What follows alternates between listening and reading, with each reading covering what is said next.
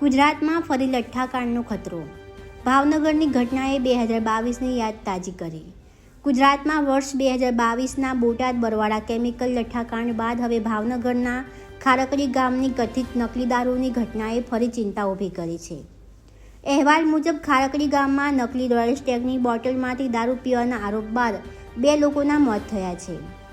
19 લોકો સારવાર હેઠળ હોવાનું સામે આવ્યું છે. પોલીસે આ મામલે 4 શંકાસ્પદ બુટલેગરોની ધરપકડ કરી હોવાનું જણાવાયું છે. આ ઘટનાએ જુલાઈ 2022ના બોટાદ બરવાડા લઠ્ઠાકાંડની ભયાનક યાદ ફરી તાજી કરી છે.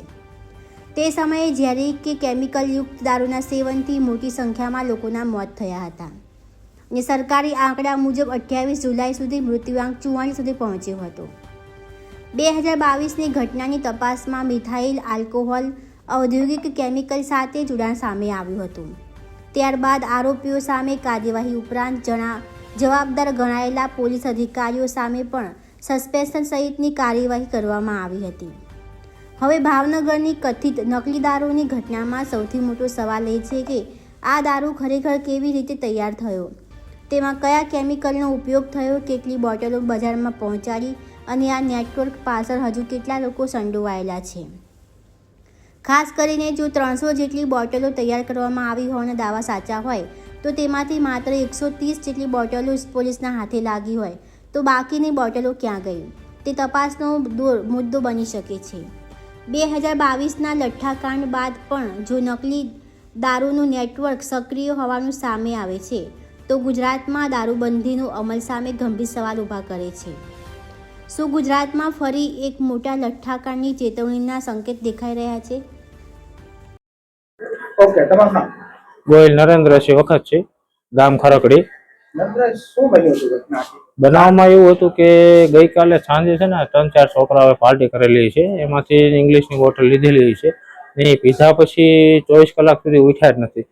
ગઈ રાત્રે ઉઠ્યા હતા, એમાં એમને 1-2 છોકરાને વોમિટિંગ થયેલું ને બીપી ડાઉન થતા એમને ભાવનગર સરટી હોસ્પિટલ લાવેલા ને અહીંયા 11 વાગે એડમિટ કરેલા ને એમઆઈસીયુમાં રાખેલા ને હમણાં જ 1-1.5 કલાક પહેલા મૃત્યુ ડોક્ટર જાહેર કરેલ છે. તમારું શું કહેવું છે, શેના લીધે મૃત્યુ થયું? આ જે નશો કર્યો હતો એની અંદર કોઈ આલ્કોહોલિકમાં કેમિકલ વાળી વસ્તુ કે પોઈઝન જેવું મને એવું અંદાજ છે ને હકીકતમાં જે પોલીસ તપાસ કરશે એમાં આવશે. કેટલાક જણાને આવું થયેલું છે? અત્યારે 3 થી 4 વ્યક્તિને થયેલું છે. શું માંગ છે? જેમને વેચાણ કરે છે લોકો એમને કડકમાં કડક સજા કરવામાં આવે અને જલ્દીથી એમને પકડવામાં આવે ને જલ્દીથી સજા થાય એમને કે ફરીવાર કોઈના ઘરનો દીવો બુઝાય નહીં. એક સરટી હોસ્પિટલ જે છે એમાં એક ઉપેન્દ્રસિંહ ગોયલ જે રહેવાસી આપના ખડકડીના છે, ખડકડી ગામ આપનો વર્તેજ પોલીસ સ્ટેશનને હદમાં આવે છે, એની સરટી હોસ્પિટલમાં છે. લગભગ બપોર પછી એની ડેથ થઈ ગઈ.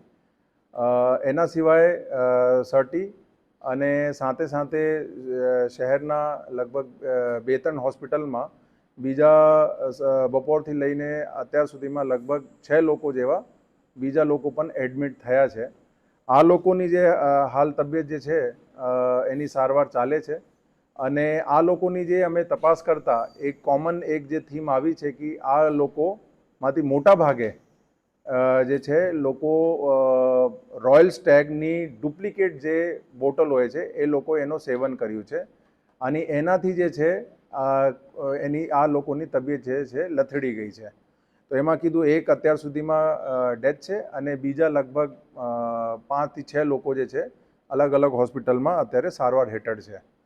આ લોકોની જ્યારે અમને અમુકની જે ભાનમાં હતી જેને પૂછપરછ કરી અને ઓવરઓલ જે અમારી ટેકનિકલ અને હ્યુમન સોર્સના આધારે અમે પછી અમારી LCB SOG અને સ્થાનિક પોલીસનો અલગ અલગ ટીમો લગાડીને જે આ પર્ટિક્યુલર રોયલ સ્ટેગની જે ડુપ્લિકેટ બોટલ જે અલગ અલગ જગ્યા જે એને વેચ્યું છે આ બુટલેગરને અમે ઉપાડવાના સ્ટાર્ટ કર્યું અને અત્યાર સુધીમાં લગભગ 4 જેવા બુટલેગર જે છે એમાં ડિટેન થઈ ગયા છે અને આગળની કાયદેસર કાર્યવાહી પણ ચાલે છે.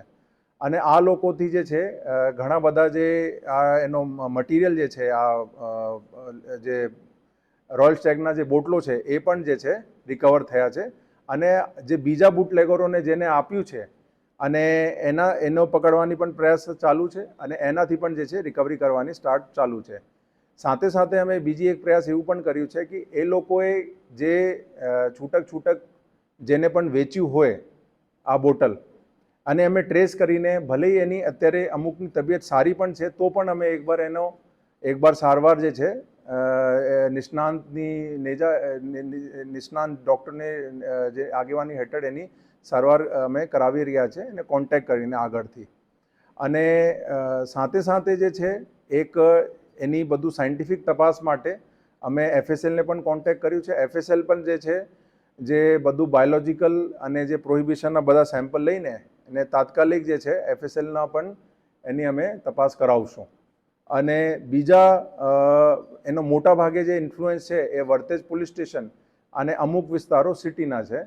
એમાં અને મોટા ભાગે મારા બધાને અનુરોધ છે કે આ ખાસ કરીને લોકો જે સેવન કરે છે રોયલ સ્ટેગ એ અત્યારે જે અમારે જે ધ્યાન ઉપર છે એમાં ઘણા બધા ડુપ્લિકેટ છે અને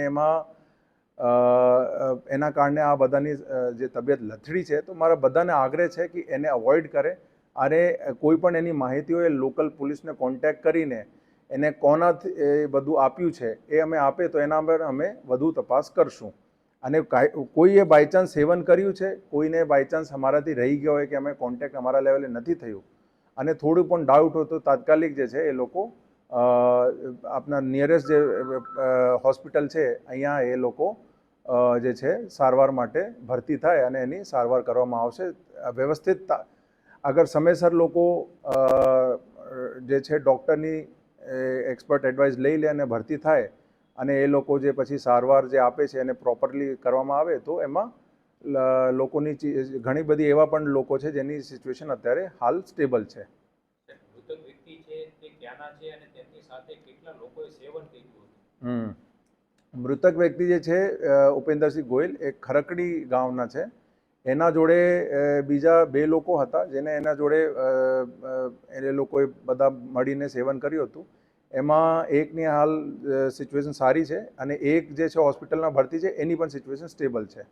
નરેન્દ્રસિંહ યાદવ નામના વ્યક્તિ છે તેમનું પણ મૃત્યુ થયું છે તે પ્રકારની માહિતી મળી રહી છે. બટ એની અત્યારે હાલ અમારા પાસે એની કોઈ વિગત નથી અને એની કોઈ એવા ઓન પેપર અમારા પાસે કોઈ એવી જે છે રિપોર્ટિંગ નથી થઈ. 4 બુટલેગર પકડવામાં આવ્યા છે, તેના નામ શું છે અને કયા વિસ્તાર? એ બુટલેગર જે છે મોટા ભાગે વર્તેજ પોલીસ સ્ટેશન અને અમારા સિટીના જે પોલીસ સ્ટેશન છે એમાં છે. એમાં જે મેઇન બુટલેગર છે એને અમે જે મેઇન અહીંયા જિલ્લામાં જેને અલગ અલગ લોકોને સપ્લાય કર્યા એને અમે ડિટેન કરી લીધા છે અને આગળ જે છે જેને આપ્યું છે એને પણ અમે ડિટેન કરવાની પ્રોસેસ મતલબ એમાં 3 ડિટેન થઈ ગયા છે. બીજા પણ છે એને ડિટેન કરવા માટે એને શોધવા માટે પણ પ્રયાસ ચાલુ છે. અને એ લોકો જે પણ માલ અત્યારે આ લોકો જે કબજામાં હોય એને શોધવાની અને એને કોને આગળ કોઈને છૂટક વેચ્યું છે એ પણ અમે જે છે ટ્રેસ કરવાની અમારી એની અત્યારે હાલ મહેનત ચાલે છે. સર, એ મુખ્ય સપ્લાયરનું નામ શું છે સર બુટલેગરનું?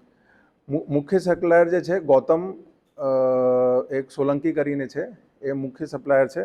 અત્યાર સુધીની તપાસમાં એવું ધ્યાન ઉપર આવ્યું છે અને પછી જે છે એને આગળ અલગ અલગ લોકોને માલ વેચ્યું છે. એમાં પણ અમે જે કીધું ઘણા બધા ડિટેન થઈ ગયા છે અને ઘણા બધાની અત્યારે એને શોધવા માટે અત્યારે મહેનત ચાલે છે. આ જે ડુપ્લિકેટ રોયલ સ્ટેગની બોટલો છે એ અલગ અલગ રાજ્યમાંથી આવતી હોય છે, તો આ રાજસ્થાનની છે કયા રાજ્યની છે? એ જે પ્રાથમિક જે ધ્યાન ઉપર આવી છે એ MPની છે અને આ પછી એને આગળની તપાસ કરવામાં આવશે કે કહાંથી આવી, એનું પ્રોડક્શન કેવી રીતે થયું, કોણ એને અહીંયા મોકલનાર હતા, એ બધું તપાસ અત્યારે હાલ ચાલે છે. એ બધું અત્યારે હાલ તપાસનો વિષય છે એમાં. બટ એનો ઘણો બધો જે એનો એક નંબર ઓફ પેટી છે અમે કબજા લઈ લીધી છે અને અમુક માટે પણ મહેનત ચાલે છે. અને બટ એમાં એવું છે કે જેને સેવન કર્યું છે અમારે બધાને એક જ અનુરોધ છે, અગર એવા કોઈ છેલ્લા 2-3 દિવસમાં એને ખાસ કરીને એને સેવન કર્યું હોય તો ખાસ એ લોકો તાત્કાલિક જે છે એક્સપર્ટ ડૉક્ટરના સુપરવિઝન હેઠળ એની સારવાર લે. સર, આ ગૌતમ છે તેને ટ્રેસ આપણે કેવી રીતે કર્યો કે આ માલ તેનો જ છે સર? એ અમારા હ્યુમન સોર્સ અને ટેકનિકલ ઇન્ટેલિજન્સના આધારે અને પછી જે એમાં જે ભાનમાં હતા એની પૂછપરછના આધારે અમે બધાને બેક ટ્રેસ કર્યું, એના આધારે અમે એની માહિતી મળી. અત્યારે જે છે અમારા પ્રાયોરિટી છે કે જેટલા લોકો અત્યારે જેને એનું સેવન કર્યું છે એને તાત્કાલિક સારવાર મળે અને જેમની સારવાર ચાલે છે એને બેસ્ટમાં બેસ્ટ પોસિબલ કેર મળી શકે જે છે એને બધાને અમારી ભગવાનને એક જ પ્રાર્થના છે કે બધાની જાન બચી જાય એ અમારી પ્રાયોરિટી છે. બીજા બધા છે એની અમે તપાસ કરશું. ખાસ કરીને ડુપ્લિકેટ દારૂમાં સ્પિરિટની માત્રા વધારે આવતી હોય છે, તો માત્ર રોયલ સ્ટેક જ છે કે પછી અન્ય એ જે અત્યાર સુધીમાં જે કોમન એક વસ્તુ આવી છે રોયલ સ્ટેક છે. એની પછી અમે FSL તપાસ કરાવશું. એમાં શું ખરેખર હતું એ એની સાયન્ટિફિક તપાસ પછી જ ખબર પડશે. જે મૃતક છે તેમને દારૂ સપ્લાય કરનાર વ્યક્તિની ધરપકડ કરી છે. હા, એમાં પણ ઘણા બધાની ધરપકડ થઈ છે. જે આપે કીધું જે ગૌતમ છે મેઇન, એના પછી નીચે ઘણા બધાને એને આપ્યું છે. તો એમાં અમુક લોકો ડિટેન થઈ ગયા છે, અમુક બાકી છે. એના માટે મહેનત ચાલે છે. સર, દારૂબંધી હોવા છતાં આટલો દારૂ વેચાય છે, તો આના માટે પોલીસ જવાબદાર ના કહી શકાય? અત્યારે મારી પ્રાયોરિટી છે કે જે લોકો અત્યારે જેને સેવન કર્યું છે એને પ્રોપર સારવાર મળે. અને મારા જે બધાને અનુરોધ છે આપના થકી કે જેટલા પણ કોઈ બાયચાન્સ અહીંયા આજુબાજુના વિસ્તારોમાં એનો સેવન કર્યું હોય તાત્કાલિક જે છે એ લોકો ડૉક્ટરને કોન્ટેક્ટ કરીને સારવાર લે. અમે કીધું કે આ તો જે અમારે જે અમે જેટલા લગભગ જે 4 બુટલેગર પકડ્યા એના પાસે જેટલી માલ છેલ્લા 2-3 દિવસમાં એનો બધું લેવેચ થયું છે. એમાંથી 90% અમે બોટલ રિકવર કરી લીધું છે. બટ એક 2 બોટલ એને કંઈ છૂટક વેચ્યું છે